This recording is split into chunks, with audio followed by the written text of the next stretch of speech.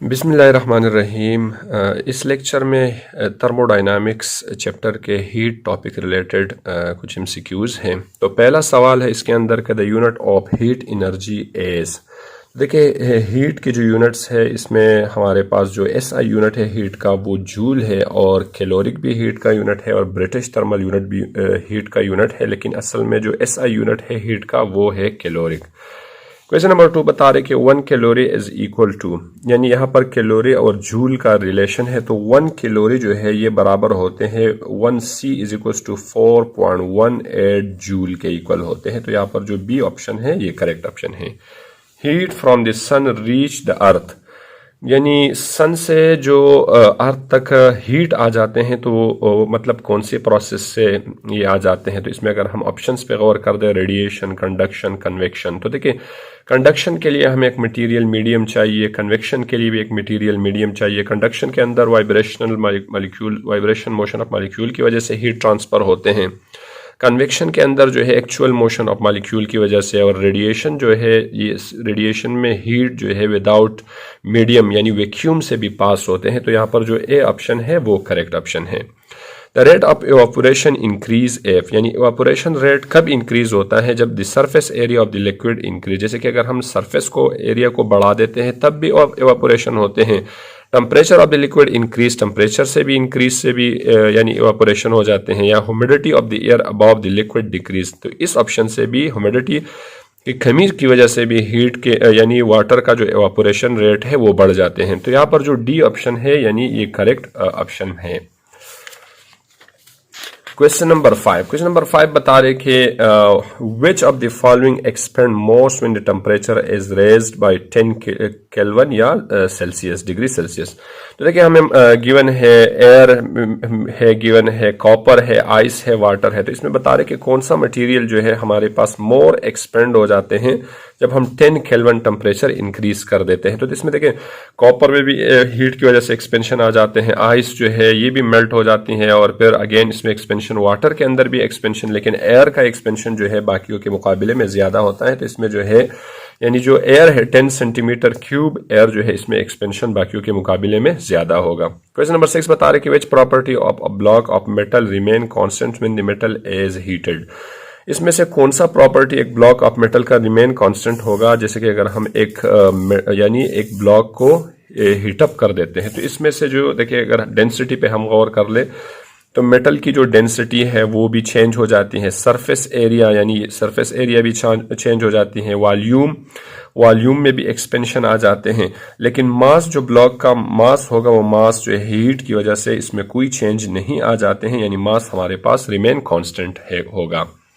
Question 7 बता रहे कि machine parts are jam in the winter because आप, तो देखिए विंटर में अक्सर जो विस्कोसिटी होती है, विस्कोसिटी रेड बढ़ जाती है, तो इसकी वजह से जो मशीन पार्ट्स है वो जाम हो जाती हैं। तो यहाँ पर अगर हम देखें ना coefficient of viscosity of lubricant increase या डिक्रीज, या part of the machine expand during winter, तो पार्ट्स ऑफ द मशीन जो है ये मतलब गर्मियों में एक्सपेंड हो जाते हैं हीट की वजह से। तो यहाँ पर जो ए ऑप्शन है ये करेक्ट ऑप्शन है। क्वेश्चन नंबर 8 बता रहे कि how is heat transfer through the wall of the steel. Steel wall से हीट किस तरह से ट्रांसफर हो जाते हैं। तो देखिए स्टील वॉल पे के अंदर जो है हमारे पास वाइब्रेशन, मॉलिक्यूल्स की मोशन की वजह से जो हीट जो है इसी तरह से ट्रांसफर हो जाते हैं, और ये जो प्रोसेस है ये है हमारे पास कंडक्शन, यानी किसी भी मतलब सॉलिड ऑब्जेक्ट के अंदर अगर हीट ट्रांसफर हो जाते हैं तो वो कंडक्शन प्रोसेस की वजह से हीट ट्रांसफर हो जाते हैं। तो यहाँ पर कंडक्शन जो है करेक्ट ऑप्शन है। क्वेश्चन नंबर 9 बता रहे कि when a water is heated steadily the temperature will stop rising when the water start to। देखिए हमें मालूम है कि वाटर का जो हमारे पास फ्रीजिंग पॉइंट है वो 0 डिग्री सेल्सियस है, और इसका जो बॉइलिंग पॉइंट है, बॉइलिंग पॉइंट 100 डिग्री सेल्सियस है।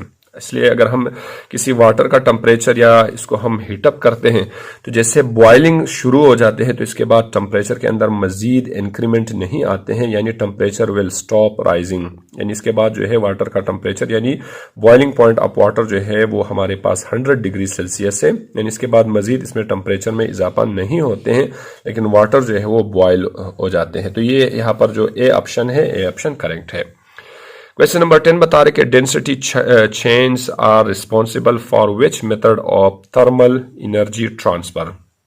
बता रहे कि डेंसिटी चेंज जो है कौन सी प्रोसेस के लिए जो है यहाँ पर, मतलब कौन सी प्रोसेस की वजह से ये पॉसिबल है। तो अगर हम देखें ना, कंडक्शन, कन्वेक्शन या रेडिएशन, यानी अगर ये जो रेडिएशन प्रोसेस है, रेडिएशन प्रोसेस की वजह से हमारे पास जो मीडियम है, मीडियम का जो डेंसिटी है वो चेंज हो जाते हैं। चाहे एयर मीडियम है, यानी हमारे पास वॉल्यूम एक्सपेंड हो जाते हैं, तो वॉल्यूम एक्सपेंड की वजह से डेंसिटी में चेंज आ जाते हैं। तो यहाँ पर सी ऑप्शन जो है करेक्ट ऑप्शन है, यानी रेडिएशन ओनली इस प्रोसेस की वजह से किसी भी मीडियम की जो डेंसिटी है वो चेंज हो जाती है। Some gases is heated in a sealed container. Which of the following does not increase? एक sealed container है, एक fixed piston container है। अगर इसको हम हीटअप करते हैं तो इसमें कौन सा प्रॉपर्टी जो है मतलब ना इंक्रीज नहीं होते हैं। तो देखिए, अगर the force due to which the collision between the gas molecule, जितना हम टेम्परेचर देते हैं तो कोलिजन रेट बढ़ जाते हैं। द नंबर ऑफ कोलिजन पर second the gas molecule on the container wall, container wall के साथ भी कोलिजन बढ़ जाते हैं। लेकिन अगर हम सी ऑप्शन पे गौर कर लें, the average kinetic energy of gas molecule, यानी काइनेटिक एनर्जी जो है ये मोशन की वजह से होती है, वेलोसिटी की वजह से होती है। और हमें मालूम है कि average velocity of gas molecules जो है ये जीरो के इक्वल होते हैं। इसको हम जो है फिर रूट मीन स्क्वायर वेलोसिटी के हिसाब से इसको हम जो है कंसिडर कर देते हैं। तो it's mean the average kinetic energy of gas molecule जो है ये जो है डजंट इंक्रीज, यानी रिमेन कांस्टेंट होते हैं। तो यहाँ पर जो सी ऑप्शन है ये करेक्ट ऑप्शन है, क्योंकि average kinetic energy of gas molecule zero के इक्वल होते हैं, कांस्टेंट होते हैं। इसकी काइनेटिक एनर्जी को फिर हम रूट मीन स्क्वायर वेलोसिटी के हिसाब से कंसिडर कर देते हैं। क्वेश्चन नंबर 12 बता रहे कि what happen when the liquid is being heated at boiling point. अगर हम किसी भी लिक्विड को एक बॉइलिंग पॉइंट तक जो है हीटअप करते हैं तो क्या हो जाते हैं।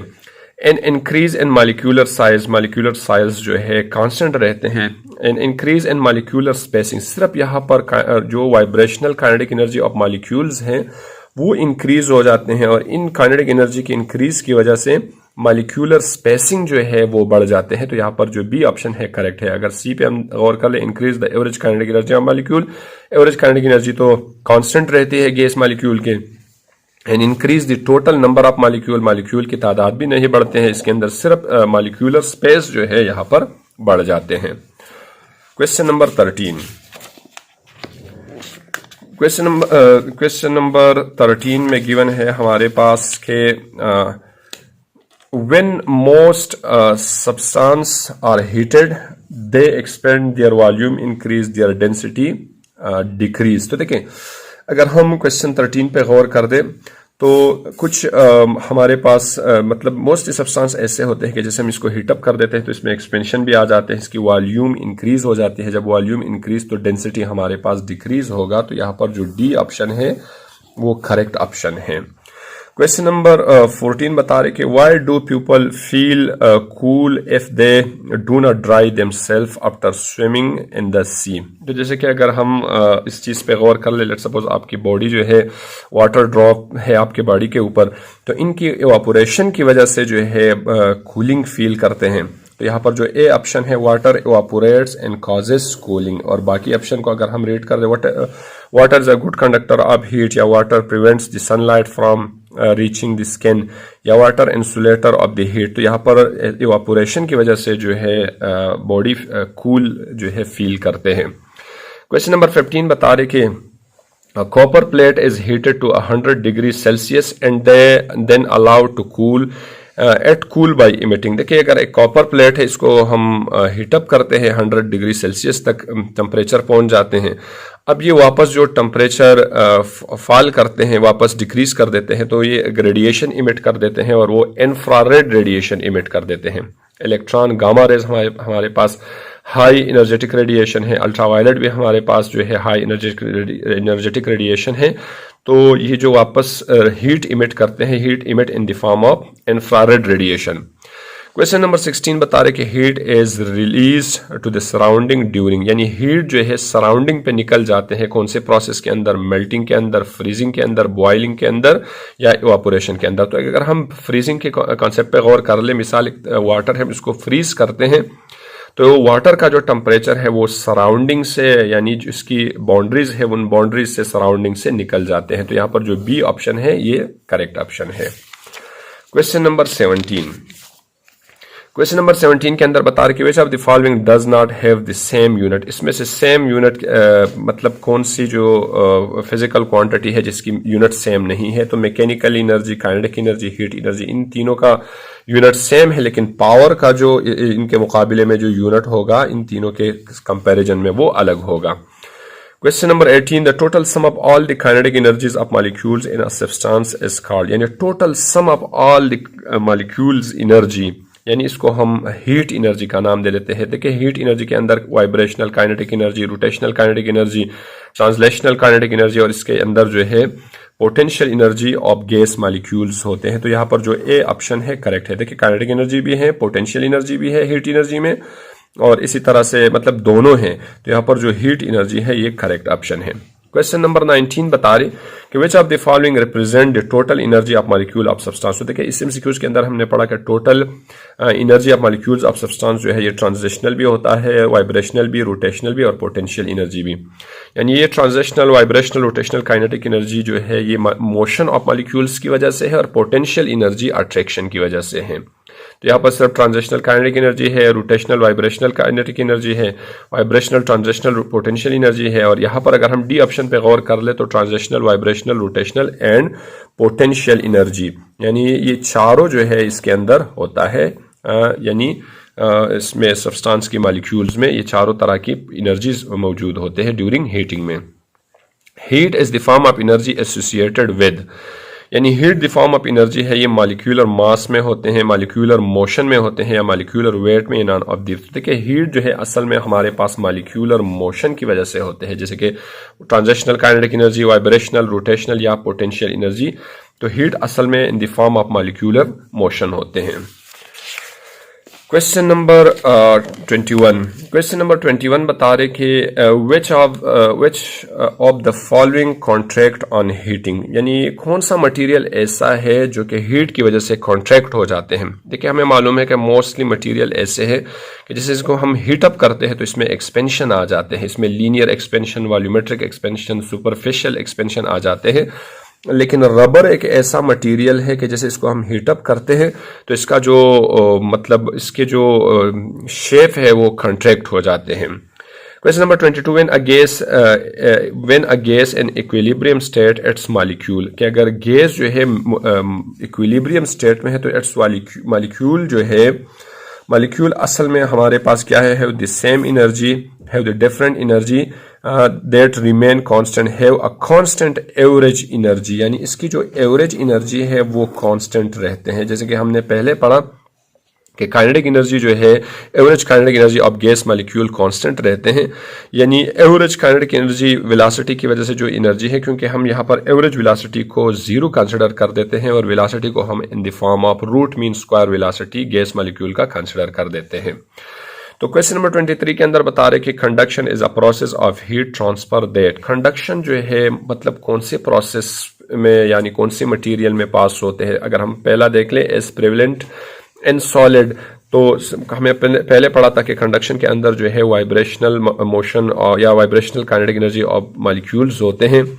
तो ये सॉलिड के अंदर सिर्फ पॉसिबल है, यानी ये सॉलिड के अंदर जो है इस तरह से पास होते हैं। और can proceed in through vacuum, conduction vacuum के अंदर नहीं होते हैं।